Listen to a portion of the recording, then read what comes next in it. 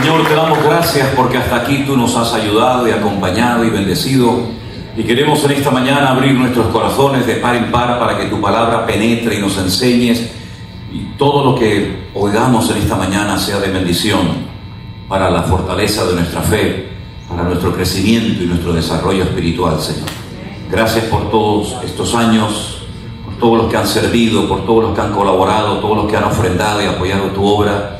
Señor, pedimos que sustentes tu iglesia, que la cuides, Señor, que la protejas, que la defiendas de peligro, Señor, y que siempre podamos estar unidos, siendo una luz y marcando una diferencia en este mundo, Señor, que no te quiere, que no te ama, que te desprecia, pero que nosotros, Señor, de par en par abrimos la puerta de nuestros corazones para que tú entres, Señor, y mores en ellos, Señor.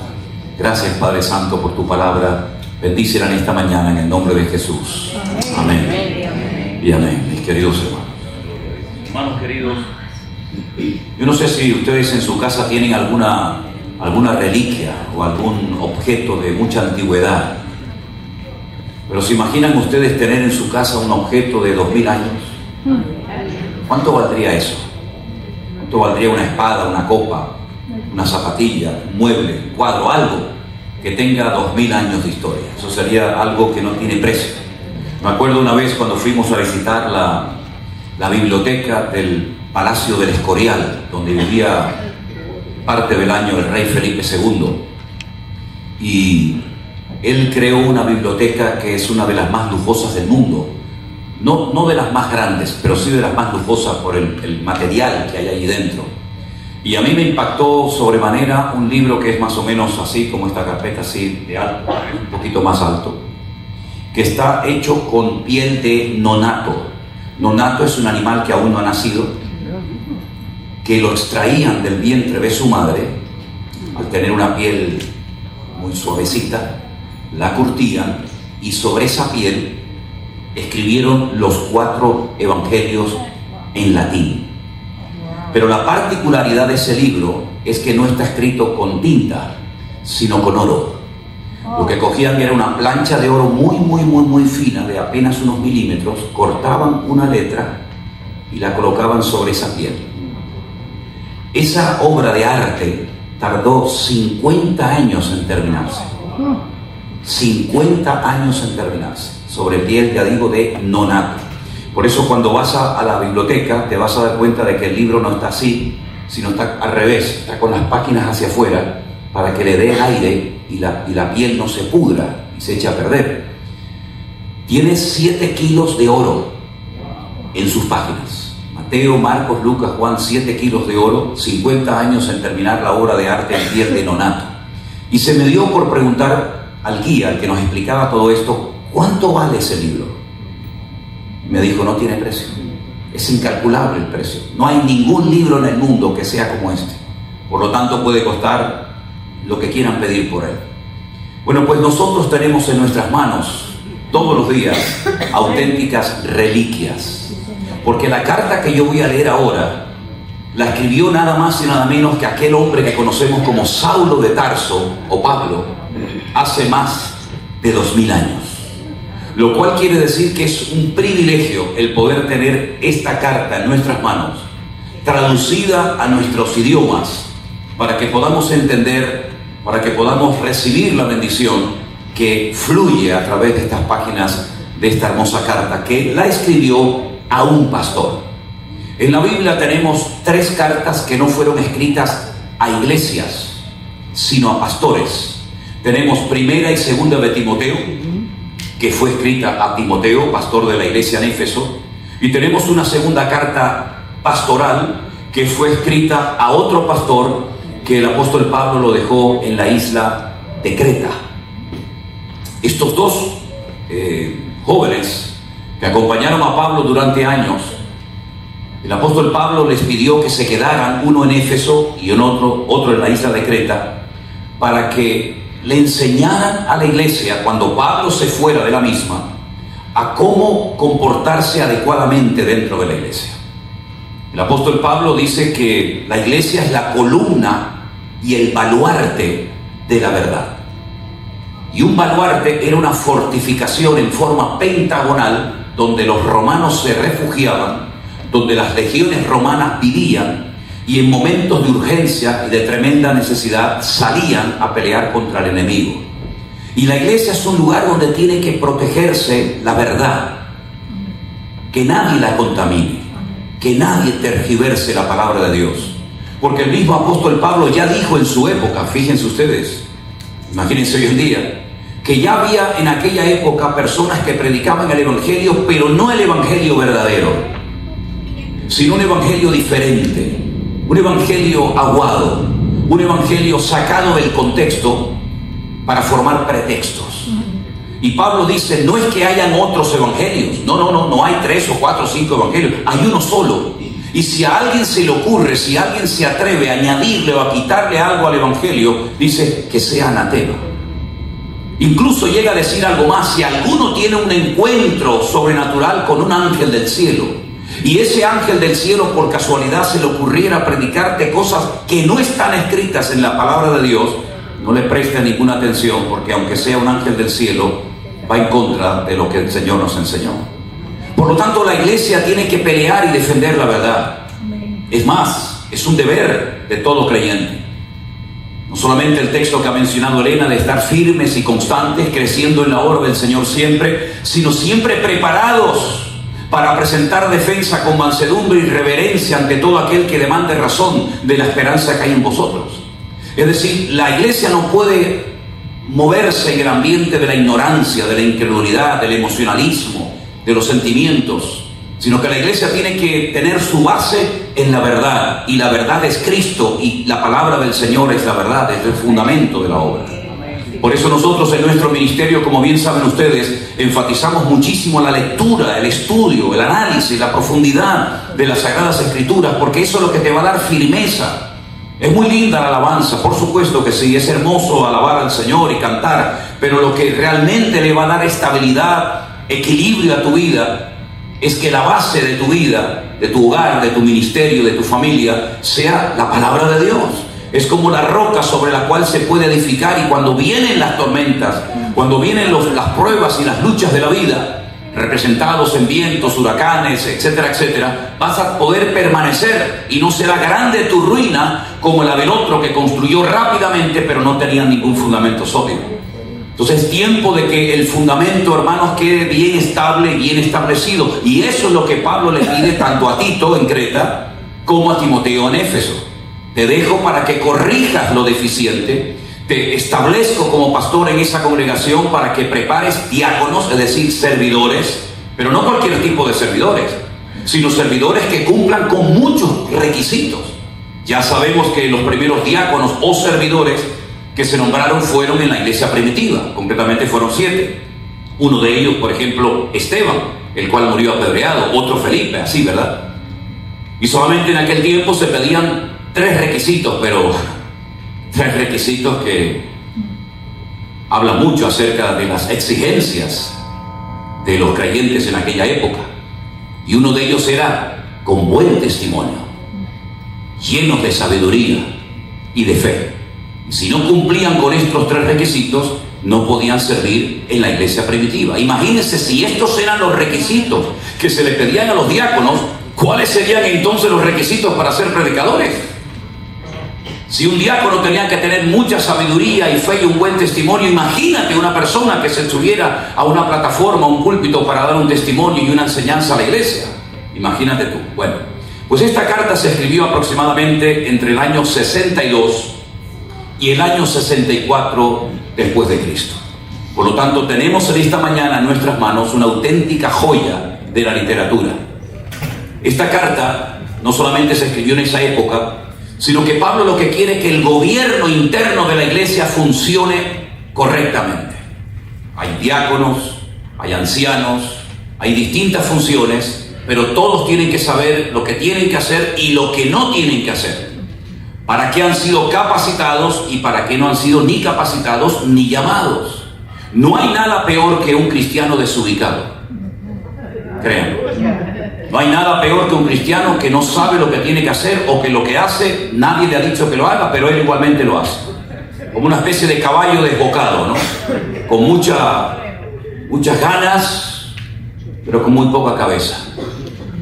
Y la Biblia nos enseña que nuestros cultos tienen que ser cultos racionales. No quiero que os conforméis a este siglo, dice la Biblia, sino transformaos por medio de la renovación de vuestro entendimiento para que podáis comprobar cuál es la buena, santa y agradable voluntad de Dios, porque Él es nuestro culto racional. No es un circo, no es un teatro, no es una pasarela de moda, no es un lugar para lucirme, para que me vean y para que me exalten, sino es algo racional, donde no se pierde el control, donde el Espíritu Santo se mueve, pero dentro de los parámetros que el Señor ha establecido en su palabra, donde hay lugar para todos, donde hay cabida para todos, pero dentro del orden que Dios ha establecido para la iglesia. Porque no hay nada peor que una iglesia desordenada.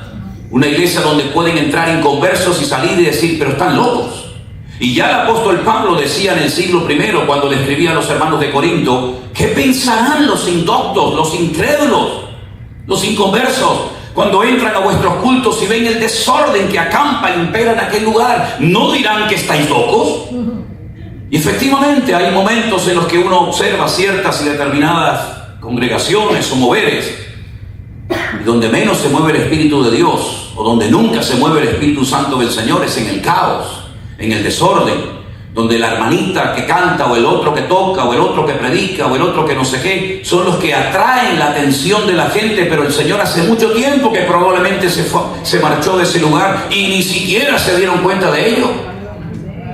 Porque no es nada nuevo, ni en el Antiguo ni en el Nuevo Testamento, que hay personas, incluso en congregaciones enteras, que por falta de orden perdían la gloria, la presencia, la bendición del Señor y ni se habían dado cuenta. Y no solamente le pasó a Saúl, y no solamente le pasó a Sansón, sino que a toda la iglesia de la Odisea. La última que se menciona en el libro del Apocalipsis dice, he aquí yo estoy a la puerta y llamo. Hombre, pues si está a la puerta es porque lo han dejado fuera. Porque si yo estoy dentro no tengo que tocar a ninguna puerta para poder entrar. Pero he aquí estoy a la puerta y llamo. Si alguno oye mi voz, si todavía hay alguien allá adentro con un mínimo de sensibilidad, pues que abra la puerta y entraré a él, no a la iglesia, a él, cenaré con él y él conmigo. Sin embargo, la iglesia decía, nos hemos enriquecido, de ninguna cosa tenemos necesidad. Y el Señor, cuando la confronta, le dice, pobres, ciegos, desventurados, unjan vuestros ojos con colirio para que puedan ver y entender y discernir el mundo espiritual. Entonces, hermanos, nosotros no estamos vacunados, somos igual de vulnerables que cualquier congregación de antaño. Si bajamos la guardia, si no mantenemos el orden, si no dejamos que el Señor sea el protagonista de la iglesia, lo que empezó muy bonito puede terminar en un auténtico caos, en un auténtico desastre. Y si no, miren por ejemplo la iglesia donde Timoteo era pastor. La iglesia de Timoteo, o la iglesia que él pastoreó, fue fundada nada más y nada menos que por el apóstol Pablo. ¡Qué privilegio, ¡Qué honor! La Biblia dice que donde más tiempo Pablo estuvo viviendo y ministrando fue en Éfeso, 2 años, en Corinto 1 año, en Tesalónica 3 semanas. Es decir, que haber tenido a este varón de Dios, a este hombre con tanto conocimiento, con tanta sabiduría, fue un privilegio durante 2 años, pero al final de los 2 años, él deja a Timoteo, el cual había sido fiel, el cual estaba perfectamente entrenado y capacitado para la tremenda labor que tenía por delante. Fue en esa ciudad donde dice Pablo que peleó contra fieras. Bueno, tal vez se puede referir a lo espiritual, pero también a lo mejor, quién sabe si tuvo que pelear contra fieras en alguna arena de algún circo romano de la época. Fue en ese lugar donde fue apedreado y donde dice que lo sacaron fuera de la ciudad y lo dieron por muerto. Ya hemos acabado con este hombre. Ya le hemos tapado la boca y a que nos deje hartos. Estamos cansados de sus mensajes, de sus estudios y de su presión, ¿verdad? Sin embargo, dice que los hermanos lo rodearon y de repente se levanta y vuelve a entrar a la ciudad a seguir predicando. Una ciudad donde había un templo gigantesco a la diosa Diana o Artemisa o Afrodita, según la cultura. Era la misma. Y dice que por poco tienen que cerrar el templo donde iban miles de personas que eran adoradores de esa divinidad, de esa diosa pagana, debido a la cantidad de gente que se convertía. Fue en ese lugar donde el apóstol Pablo, el día de su despedida, dijo, yo sé lo que va a pasar cuando yo me vaya de aquí. Yo sé que se levantarán de entre vosotros lobos. Están esperando su momento. Están ahí calladitos como mosquitas muertas. Pero yo sé que en cuanto yo me vaya de aquí, van a aprovechar su momento. Y como lobos rapaces no van a perdonar el rebaño. Lo sé perfectamente. Así que Timoteo, pelea la buena batalla, echa mano de la vida eterna y cumple con tu ministerio. Porque Dios no te ha dado ni a ti ni a ningún creyente espíritu de cobardía, sino de amor, de poder y de dominio propio. Y predica la palabra a tiempo y fuera de tiempo. Y evita discusiones absurdas y ridículas de la falsamente llamada ciencia. Y así le da muchos consejos, porque la carta de Pablo a Timoteo, como también la carta de Pablo a Tito, son instrucciones para que sepa comportarse, para que sepa actuar frente a los falsos, frente a los hipócritas, frente a los falsos obreros, pastores y profetas que aparecieron muchos por allí. Porque no se olviden que de esta iglesia tenemos mucha información. Mira, tenemos en el libro de los Hechos, capítulo 19, cómo empezó. Tenemos una carta que fue escrita por Pablo a la iglesia de Éfeso. Tenemos un último mensaje a la iglesia de Éfeso en Apocalipsis, capítulo 2. Cuando lo dice el Señor a Juan, escribe al ángel de la iglesia y dile esto: yo conozco tus obras, conozco tu arduo trabajo, conozco tu paciencia, que habéis soportado a los que se dicen ser apóstoles y los habéis hallado mentirosos, pero tengo contra ti que has dejado tu primer amor. En esa iglesia, donde incluso llegó a enfermarse el joven pastor Timoteo debido a la presión que recibía, que si era muy joven, que si no estaba preparado, que si este no era el que queríamos poner como pastor, que si estábamos buscando otra persona, que yo valgo más que él, que yo estoy más capacitado. En ese lugar fue donde Pablo le dice a Timoteo: mira, debido a tus problemas con el estómago, y ese fue el primer problema que yo tuve cuando empecé en el ministerio, se me inflaba el estómago y con unos nervios no dormía y estaba con una presión terrible, porque me tocó una iglesia que aquello era más que una iglesia, un circo. La primera iglesia que pastoreé en mi vida, que me la dejaron para que la pastoreara, porque nadie se atrevía a ir allí. Pues me tuvieron que llevar una noche de urgencia, porque tenía el estómago como si fuera un tambor, de los nervios que tenía, con 19, 20 años. Y el doctor me preguntó: ¿cuántos años tienes? Y le dije, en aquel momento tendría, no sé, 19, 20 años, eso. Y me dice: pues a los 30 tú no llegas, ¿eh? Yo, ¿por qué? Dice: porque tienes ahí un montón de nervios. Y para mí fue una vergüenza que yo como pastor me tuviera que reconocer que la obra me estaba matando. Cuando el ministerio no es para sufrir, aunque a veces se sufre y se llora, evidentemente, ¿no? Pero me di cuenta de que me llevaba las cargas a la casa y terminaba la iglesia, la gente se iba. Y yo me llevaba la carga de la hermanita, el problema del otro, el del matrimonio, el de aquel que le pega, el otro que se emborracha, el otro que me critica, el otro que no sé qué. Y yo dije: basta, nunca más voy a cometer ese error. Y Elena se lo puede decir: yo jamás en mi vida me llevo los problemas de nadie a mi casa, nunca. Mi casa es mi refugio, mi casa es el lugar, mi paraíso terrenal. Es el lugar donde más a gusto y más cómodo me siento. Y si por mí fuera, yo no saldría nunca de allí. Pero el Señor no me deja estar mucho tiempo allí. Y cuando en la cama estamos, ¿sabes que la hermana? Digo: no, a mí no me cuentes ahora de la hermana, ni me digas tal, ni no, es que tengo que contestarle, tú contéstale, pero a mí déjame tranquilo. Y aprendí a descansar en el Señor, y menos mal que lo aprendí, porque yo no sabía lo que se me venía encima cuando fuera más mayor, como ahora, ¿no? Si no hubiera aprendido aquella lección, hermanos queridos, hoy en día probablemente estaría muerto, con una úlcera en el estómago. Pero el ministerio es para disfrutar. La vida cristiana es verdad, se llora, se sufre, hay dificultades, pero hermano, el día que yo no disfrute haciendo lo que haga, me voy, busquen a otro. Porque el Señor no quiere que estés todo el día sufriendo y llorando y problemas por aquí y problemas por allá, no, mi hermano. Venid a mí, los trabajados y cargados, dice la Biblia, que yo os haré descansar. Y eso es lo que tenemos que aprender, a echar nuestra ansiedad en el Señor, a estar tranquilos en el Señor, a disfrutar de lo que hace. Y si estás cansado, hijo, si estás cansado, si necesitas unas vacaciones, pues tómalas, pero no nos agobies con tus problemas. Porque cada uno, dice la Biblia, llevará su propia carga. Yo le he dicho a los obreros y a los pastores que trabajan con nosotros: hermano, cuando estés cansado y necesites un descanso, vete unos días, vete unas semanas, pero aquí hay que estar fresco y con ganas, y no estar padeciendo y levantando pena y compasión. Ay, pobrecito, mira cómo está. No, yo no tengo que levantar pena para nadie. Bueno, a Timoteo se le dijo algo que a lo mejor para ustedes es un escándalo, pero Pablo le dijo: mira, lo mejor que puedes hacer, te tomas un vasito de vino de vez en cuando, ¿viste? Un vasito, una botella, y así pues te calmas un poco. Y para el estómago, Elena dice para el estómago, Algunos tomaron tanto para el estómago que se lo perforaron. Se pongan un dedito de vino, pero no dicen un dedito así. Claro. Bueno, venga conmigo al último capítulo de la carta de Pablo a Timoteo, capítulo 6, el versículo 3. Piedad y contentamiento se llama esta porción, qué interesante. Piedad y contentamiento, santidad y agradecimiento. 1 Timoteo capítulo 6, verso 3. Si alguno enseña otra cosa y no se conforma a las sanas palabras de nuestro Señor Jesucristo y a la doctrina que es conforme a la piedad, esta persona está envanecida, no sabe nada, delira acerca de cuestiones y contiendas de palabras, de las cuales nacen envidias, pleitos, blasfemias, malas sospechas, disputas necias de hombres corruptos de entendimiento y privados de la verdad, que toman la piedad como fuente de ganancia. Apártate de los tales.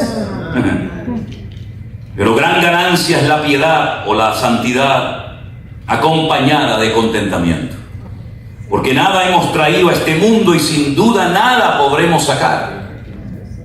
Así que teniendo sustento y abrigo, estemos contentos con esto. Porque los que quieren enriquecerse caen en tentación y lazo y muchas codicias necias y dañosas que hunden a los hombres en destrucción y perdición. Porque la raíz de todos los males es el amor al dinero, el cual codiciando algunos se extraviaron de la fe y fueron traspasados de muchos dolores. Hermanos queridos, lo primero que el apóstol Pablo le pide a Timoteo es que la doctrina, que no es negociable ni opinable, se mantenga tal como él la recibió. Nosotros solemos tener en nuestras congregaciones, creo que aquí también ustedes lo tienen, un cuadro o un cartel donde aparecen las doctrinas fundamentales en las cuales nosotros creemos. ¿Lo tienen ustedes también aquí? ¿Lo tienen ahí afuera? Ok, vale. En todas nuestras congregaciones, cuando ustedes entran, van a ver, en esto creemos. Y esto no es para que la gente haga una especie de votación, sino esto es lo que creemos. Le guste o no, esto es lo que creemos. Y por tener más gente no vamos a quitar una o dos doctrinas, sino que esto es lo que creemos. Y lo defendemos con nuestra vida si hace falta. Porque estos son los pilares fundamentales de nuestra fe. Creemos en la aspiración de las Sagradas Escrituras. Creemos en Padre, Hijo y Espíritu Santo. Creemos en la necesidad de participar como pueblo de Dios de la Santa Cena, recordando el sacrificio de Cristo en la cruz, su muerte, su resurrección y su próxima venida. Creemos en la necesidad de que la gente se bautice como señal de que han nacido de nuevo, no para recibir el perdón de sus pecados, pero sí como señal pública y externa de que esta persona ha entendido el Evangelio y quiere seguir a Cristo todos los días de su vida. Creemos en los dones del Espíritu Santo, ninguno ha menguado, ninguno ha caducado. Dios es el mismo ayer, hoy y para siempre. Creemos en la próxima venida de nuestro Señor Jesucristo, con todo lo que eso conlleva. Sí, son los pilares fundamentales de nuestra fe, de nuestra doctrina. Y Pablo dice, mantén la doctrina, no te cases con nadie, no bajes el listón para caerle o agradar a la gente, sino que esto es lo que nosotros los cristianos creemos. Y si alguien no está de acuerdo, y si alguien no está dispuesto a pelear y a defender esta doctrina, pues no pierdas el tiempo con él o con ella. Pablo era un hombre tremendamente radical. Y yo creo que uno de los grandes problemas del cristianismo es que a lo largo de la historia ha ido como diluyéndose, ¿verdad? Y ha ido perdiendo la valentía y se ha convertido muchas veces en un pueblo de gallinas y de cobardes. Y a veces como que da miedo decir, sí, yo creo que la Biblia es la palabra de Dios. No es un libro normal y corriente, no es un libro cualquiera, es el único libro de la historia de la humanidad que ha sido inspirado por el Espíritu Santo de Dios. Amén. Es el único libro a través del cual Dios habla, no hay otro libro a través del cual Dios hable. Es verdad, hay libros interesantes, libros muy bonitos, todo lo que tú quieras, pero el único libro que contiene la palabra de Dios es las Sagradas Escrituras, es la Biblia. Y creemos que la palabra de Dios cambia las vidas y nos da las directrices a los que estamos casados, a los solteros, a los pastores, a los diáconos, a los obreros, para saber cómo tiene que ser nuestra conducta y cómo tiene que ser nuestro comportamiento. ¿Qué requisitos tiene que tener un hombre que dice que quiere servir a Dios? Pues léetelos a ver si los estás cumpliendo. Y también que tu mujer de vez en cuando los mire para ver si ella también da la talla y no solamente tú o no solamente ella. Y cómo tiene que ser tu matrimonio y tu economía y tu testimonio interno y externo fuera de la iglesia. Y cómo tienes que gobernar tu casa y no ser una casa de locos ni un mal ejemplo. Todo eso está en la palabra de Dios. Para que no tengamos que inventarnos nada. Porque el reino de los cielos es sinónimo de gobierno de Dios. Y el gobierno de Dios se mueve en el orden, no en el caos. Y por eso Pablo le dice, esta es la doctrina. Esto es lo que creemos. Y no pierdas el tiempo con gente que viene a buscar siempre, ¿verdad? Bueno, sí, pero ¿y por qué tal? No pierdas el tiempo. Hermanos queridos, en esta congregación esto es lo que se cree. Es que yo no creo que los dones del Espíritu Santo hoy en día se ven. Pues búsquese otra iglesia, querido. En esta iglesia creemos que todos los dones del Espíritu Santo están en pleno funcionamiento. Como me dijo una vez un pastor, pero es que yo nunca he visto algunos dones moverse. Bueno, yo tampoco he visto nunca Júpiter y creo en Júpiter, querido. Esto no es cuestión de que yo creo en lo que veo, en lo que yo he vivido, experimentado, y en aquello que me choca por mi carácter o por mi forma de ser o por la enseñanza de la cual yo procedo. No, esto no es cuestión de eso. Dios no tiene que adaptarse a nosotros. Somos nosotros los que tenemos que adaptarnos al Señor. Y por eso, hermanos queridos, creemos que el Señor Jesucristo viene pronto. ¿Por qué? Porque Él lo dijo en su palabra. ¿Saben? En España hay gente que dice que ya no viene. Bueno, pues ya está. Ahora, ¿qué vamos a hacer con esto? Voy a perder yo el tiempo con un señor que dice que Cristo no viene, con todos los millones y millones de almas que todavía tengo que alcanzar. Voy a estar yo discutiendo 3 horas con un cabezón que dice que Cristo no viene. Hágame el favor, ni tengo tiempo ni ganas, crean, ni tiempo ni ganas. ¿Cuántas veces por dedicar demasiado tiempo a una persona que no quiere cambiar, hemos perdido la oportunidad de poder ministrar y bendecir a gente que sí iban en serio con el Señor, pero que a lo mejor pasaban desapercibidos porque no se atrevían a preguntar por su carácter, por su timidez o por lo que fuera, ¿verdad? Hay creyentes que dicen que el milenio no existe, que eso es algo simbólico. Hay iglesias en España que dicen que la Santa Cena no hay que practicarla, que eso es simbólico. Y el bautismo tampoco hay que practicarlo, todo eso es simbólico. Entonces comenzamos a quitar y a quitar y a quitar y al final nos quedamos con 3 páginas de la Biblia. Hermano, aquí se queda todo o nada. No es lo que me gusta, no es lo que entiendo, es lo que ha dicho el Señor en su palabra. Y claro, hay personas que a lo mejor buscan otro tipo de congregación, otro tipo de enseñanza, de doctrina. Bueno, yo me doy cuenta que ustedes aquí en los Estados Unidos tienen iglesias por todas las partes, por todas las esquinas. Como lo dije ayer en el mensaje cuando estuvimos en aquella iglesia, ¿dónde era aquello? Bueno, que sí, bueno. 6 o 7 iglesias por el camino. La iglesia de Dios, la iglesia pentecostal, la iglesia de Cristo, la iglesia de esta, la iglesia del otro. Aquí hay para dar y vender. Está el McDonald's, está el Taco Bell, está... Igual, ¿no? Igual el circo variopinto religioso es realmente increíble, ¿no? Bueno, hermanos queridos, pues gracias al Señor, si usted no se encuentra a gusto aquí, a lo mejor se encuentra a gusto en la otra, y si no se encuentra a gusto en ninguna de Miami o de la Florida, pues lo más seguro es que a lo mejor hasta usted se haga pastor, que es lo que suele hacer. Bueno, me monto una iglesia y yo me lo guiso y yo me lo como con Juan Palomo, ¿no? Hermanos queridos, el apóstol Pablo decía a Timoteo, Timoteo, yo te he puesto ahí, pero no para que te coman. Yo te he puesto ahí para que seas valiente y cumplas con tu llamado y con tu ministerio. Pelea la buena batalla, porque como dije ayer, hay malas batallas que mejor no te metas. Echa mano de la vida eterna, confía en el Señor, agárrate a Él, porque la fe que tienes es un don maravilloso. Y quiero recordarte, le decía Pablo a Timoteo, que la fe que habita ahora en ti, que por cierto es una fe genuina, una fe probada, una fe sin máscara, como dice una versión de la Biblia en alemán, una fe sin máscara, una fe genuina, verdadera, bíblica. Primeramente esa fe la tuvo tu abuela Loida, te lo recuerdo, Y tu abuela Loida le traspasó esa fe a tu madre Eunice. Y estoy seguro que ahora esa fe también habita en ti. Es una fe, es un conocimiento, es una experiencia que se ha traspasado de generación en generación. Podríamos decir, ¿verdad? La abuela, la mamá y el hijo. Es como en el Antiguo Testamento, Abraham, Isaac y Jacob. No empezaba y terminaba todo con el papá, con el receptor de la promesa, sino que eran capaces de transmitir la enseñanza y la fe y el conocimiento y el amor y la devoción al Señor de generación en generación. Y eso es lo que tenemos que hacer en nuestras congregaciones. Ocuparnos también en los más pequeños, porque ellos están recibiendo unas presiones y unas enseñanzas en sus escuelas, en las universidades que nosotros tal vez no tuvimos. Y por eso es muy importante reforzar la enseñanza en el hogar y también en la congregación. Porque un porcentaje altísimo de jóvenes criados en el Evangelio, cuando fueron a la universidad, yo no sé qué rayos les enseñaron o qué le hicieron allí, cambiaron completamente. Y este tipo que mató al muchacho el otro día, había sido criado en el Evangelio, no se olviden de eso.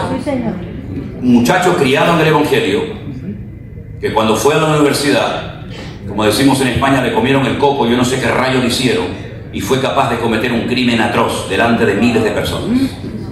Así que no estamos exentos de que nuestros hijos, criados en el Evangelio y llevados en la panza antes de su nacimiento, y que venían aquí a la congregación, por allí nos encontramos de que ahora son ateos, ahora son agnósticos, ahora creen en esto o creen en aquello.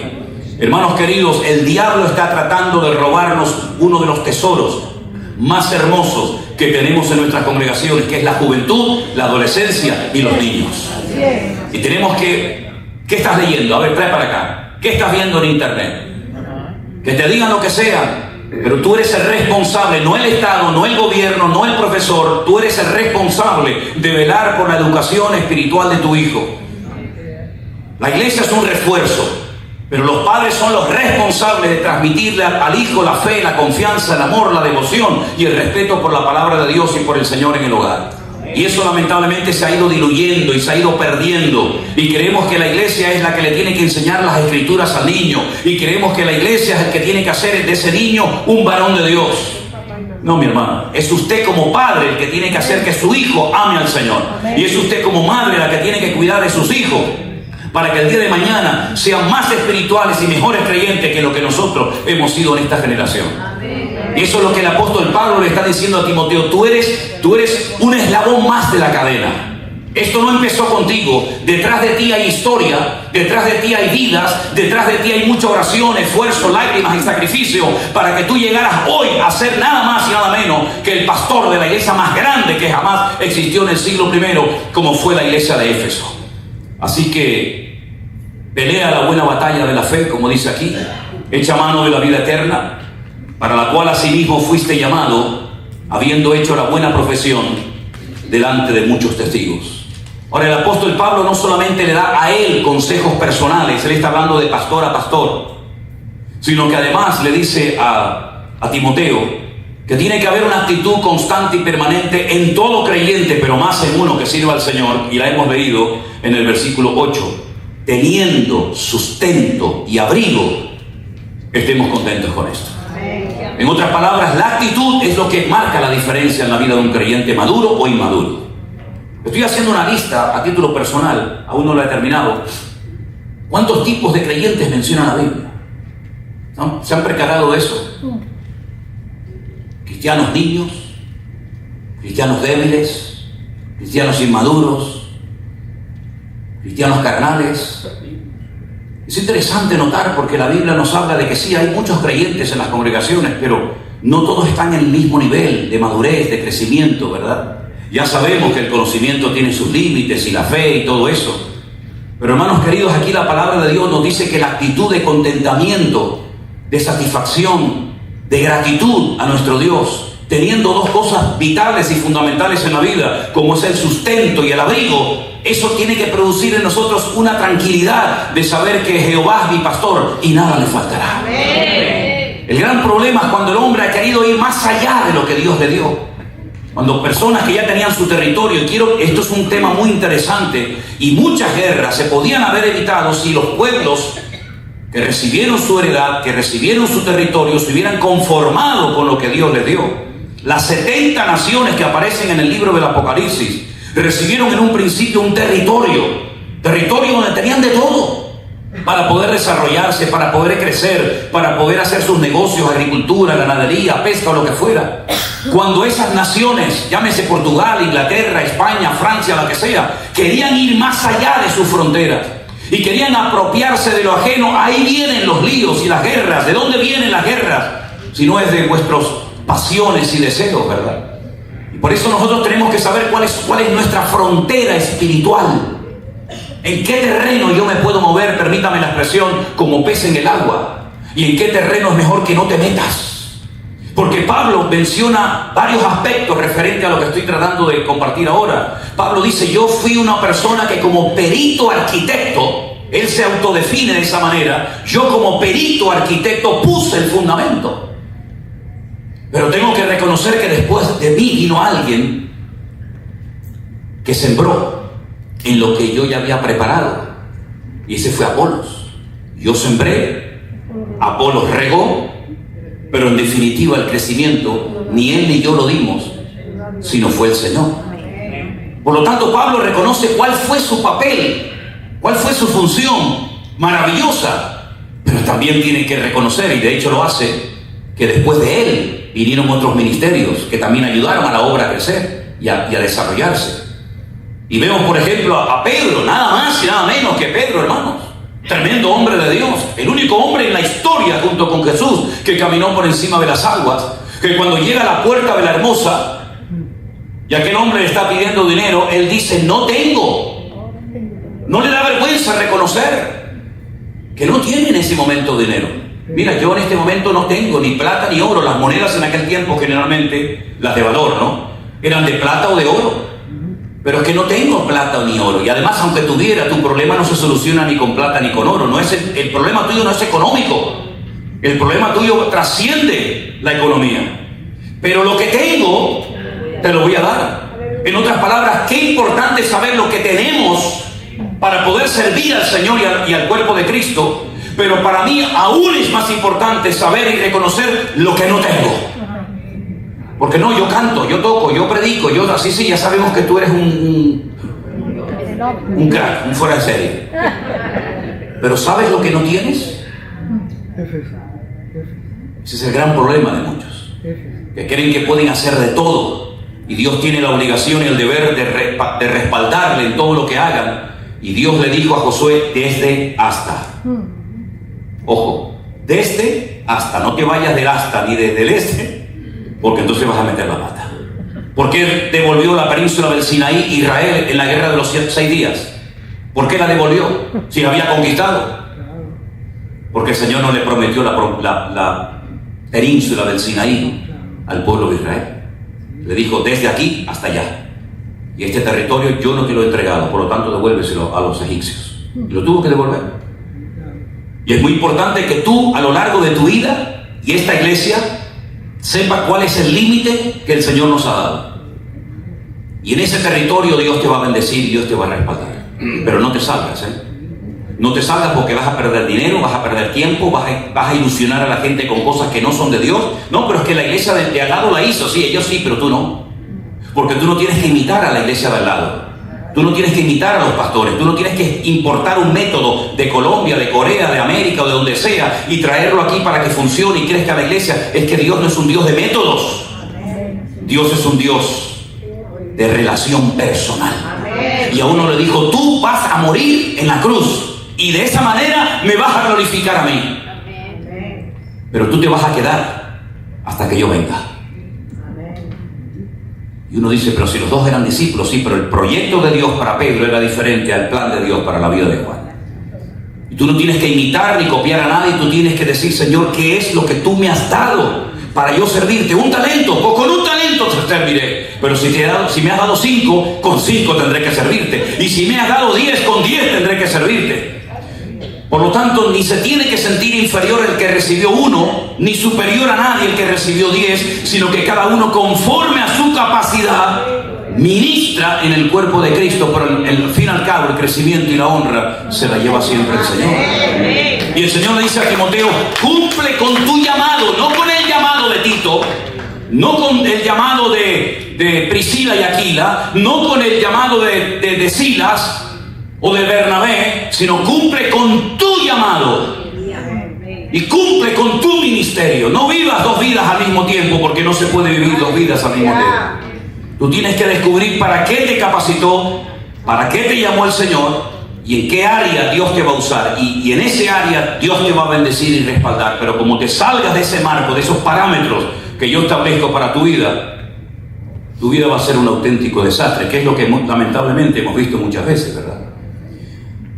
El apóstol Pablo le dice a Timoteo que la raíz de todos los males es el amor al dinero, el materialismo. Fíjense hasta qué punto el dinero a lo largo de la historia fue algo tan poderoso que se utilizó para cosas tremendamente destructivas como guerras y tantas cosas, ¿verdad?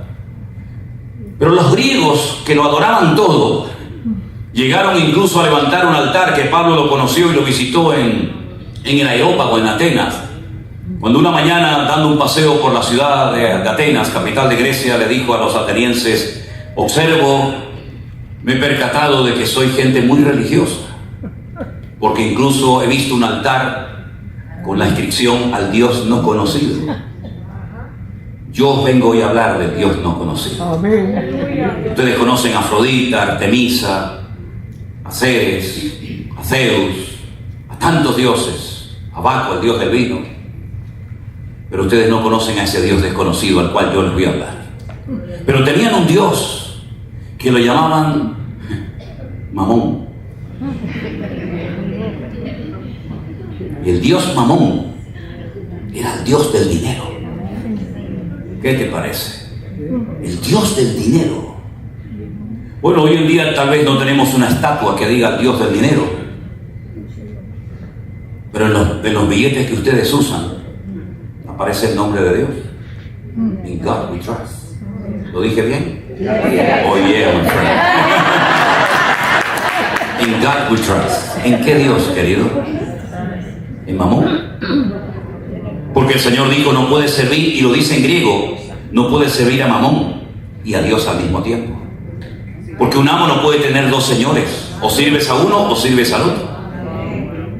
Y vosotros no podéis tener a dos dioses como cabeza y como cobertura de vuestras vidas. Entonces, ¿qué hacemos?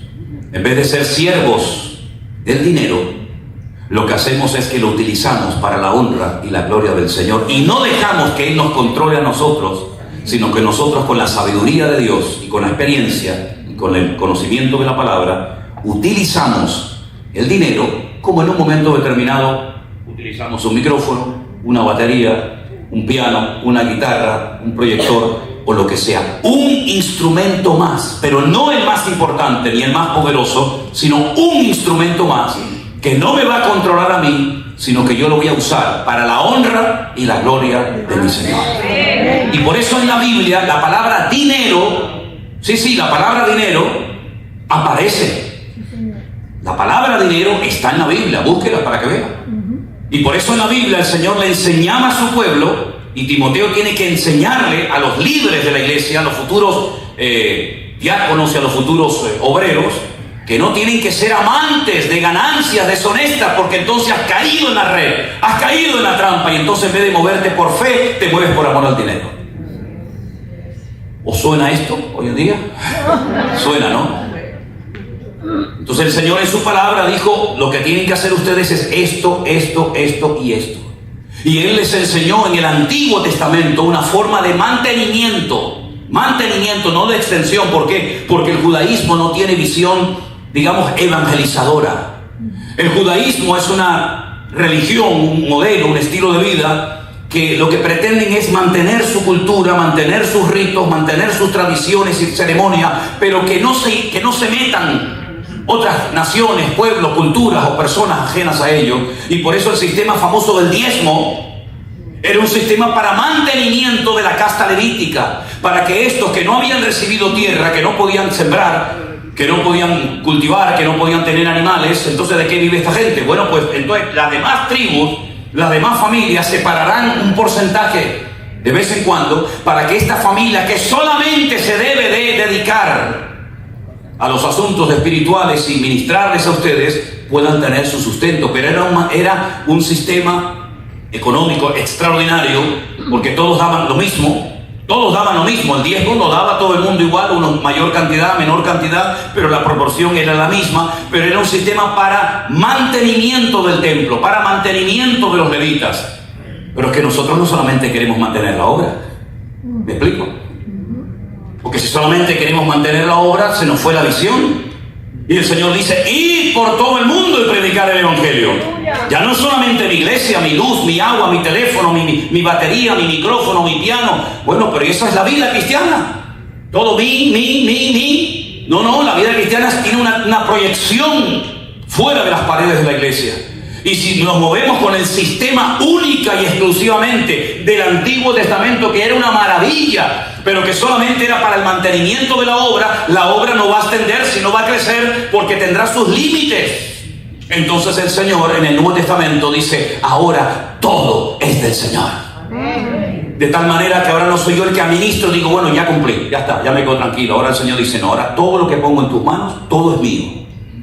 Y ahora entra otro principio, que es el de la generosidad, donde todo es del Señor y donde teniendo ropita y la arepita estamos contentos con esto.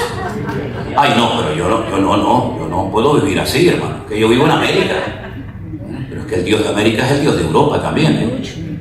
Y es que yo quiero todos los años cambiarme de coche, yo quiero tener 500 pares de zapatos y quiero... Claro, usted quiere, pero la Biblia dice, teniendo sustento y abrigo, estemos contentos con esto. Y todo lo demás vendrá por añadidura, y a veces el Señor nos da más por amor y por misericordia, no por nuestros méritos. Pero la cruda realidad es que nosotros, si tuviéramos simplemente un plato de comida al día para comer y un techo para cobijarnos, tendríamos que ser la gente más agradecida y feliz del mundo. Pero la avaricia, la codicia de tener hace que muchos cristianos estén de deudas hasta el cuello. Y por eso algunos, cuando me dicen yo quiero servir al Señor, lo primero que le pregunto es ¿cuánto debes? Pues debo esto, la tarjeta. Digo, no sirve para servir a Dios, porque eres un esclavo del sistema. El sistema te ha atrapado y tú, ¿en qué estás pensando cuando te vas a la cama? ¿Y cómo pago esto? ¿Y cómo pago aquel? Y ahora un trabajo aquí, y ahora un trabajo allá. No eres libre, eres un esclavo del sistema faraónico del mundo. Y hasta que no seas liberado, no puedes ser usado. Y no hablo de demonios, ni mucho menos. Hablo de tener libertad, de poder servir al Señor y dormir tranquilo y no deberle nada a nadie. ¿No dice la Biblia? No debáis a nadie nada. Pues el primer consejo que le doy a todos los que quieren servir al Señor es: paga todas tus deudas. Y después hablamos. No le debas a nadie nada, para que mañana desde el púlpito alguien no te diga, sí, pero es que este me pidió la semana pasada $1,500 y aún no me lo devuelve. Y el mes pasado me dijo que me iba a pagar la renta y lleva 3 meses sin pagármela. Y a veces Dios hace milagros. ¿Cuántos lo creen? Claro, a veces Dios hace milagros, pero lo normal es que los principios bíblicos, al aplicarlos en nuestra vida, el Señor nos va a guardar de deudas, de malas decisiones y de una mala utilización de nuestros recursos. Así que, mis queridos hermanos, yo en esta mañana, como palabra final para todos ustedes, es el último versículo de esta carta, que dice: la cual, profesando alguno, leo el anterior, Timoteo, guarda lo que se te ha encomendado, guárdalo.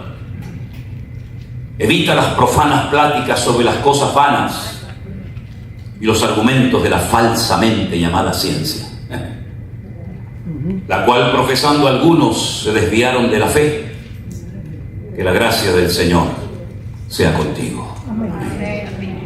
Algunos se desviaron de la fe porque no pusieron en práctica ni la doctrina, ni el contentamiento, ni la santidad, ni el orden, ni la obediencia. Y entonces puedes leer en la segunda carta de Pablo, segunda de Timoteo, que es la última que él escribe, y dice, escucha bien esto: Timoteo, quiero que sepas que cuando me sacaron de la mazmorra y me llevaron a hacer el primer careo, el primer juicio, ninguno estuvo a mi lado. Pero Pablo, con lo famoso que tú eres, y no estaba allí Adán, y no estaba Fabio, y no estaba Joel, y no estaba Gregorio, y no estaba Daniel, nadie, ni el Tato estaba allí. Nadie. ¿Y Demas? Demas, que siempre estaba pegado a ti, que era el que te llevaba la mochila, el que te cogía las gafas. No se preocupe, pastor, yo tengo las gafas, ya tengo... Y no estaba Demas allí, dice, no, se fue. ¿Y a dónde? Dice, al mundo. Al mundo. Hombre, claro, es que cuando eres famoso todo el mundo se te pega como las garrapatas. Pero ahora Demas dice, estar con este. ¿Y qué me va a dar a mí este? Dices, Demas se fue al mundo. ¡Qué desastre, Dios mío! Es que las pruebas cubren o descubren. Y en este caso las pruebas, la presión, descubrió el corazón de Demas. Bueno, y Alejandro, aquel que era tan agradable y tan cariñoso y tan servicial, Alejandro, ay, cuídate de ese hombre, me causó muchos males, guárdate de ese, es un peligro. Wow. Ninguno estuvo a mi lado, pero tengo una buena noticia, Timoteo. El Señor, el Señor sí estuvo a mi lado y me dio fuerzas, y pude predicar la palabra de Dios y me guardó del león, del diablo, de Satanás. Y me libró y me librará. Y terminaré mis días diciendo: he peleado la buena batalla, he acabado la carrera, he guardado la fe. Me han abandonado todos en el momento más duro y difícil de mi vida, pero el Señor, que dijo: estaré contigo todos los días hasta el fin del mundo, no me abandonó. Y esa es la fe y la confianza que tenemos, que cuando todo en la vida nos falle, incluido hermanos, iglesias, pastores, etcétera, el Señor siempre estará a tu lado. Y si en esta mañana hay alguien aquí de esta congregación o de otra, no lo sé, o has estado aquí en esta mañana por primera vez, quiero decirte que el Señor Jesucristo te ama y murió por ti en la cruz, y quiere sanar las heridas de tu corazón, y quiere que salgas de aquí diciendo: Señor, gracias, porque sé que tú me amas, y así como a mí me han herido, a ti también te hirieron. Pero cuando el Señor Jesucristo resucitó, no enseñó heridas sangrantes, abiertas, sino que enseñó heridas cicatrizadas, y dijo: mirad mis manos y mirad mis pies. Tu lado,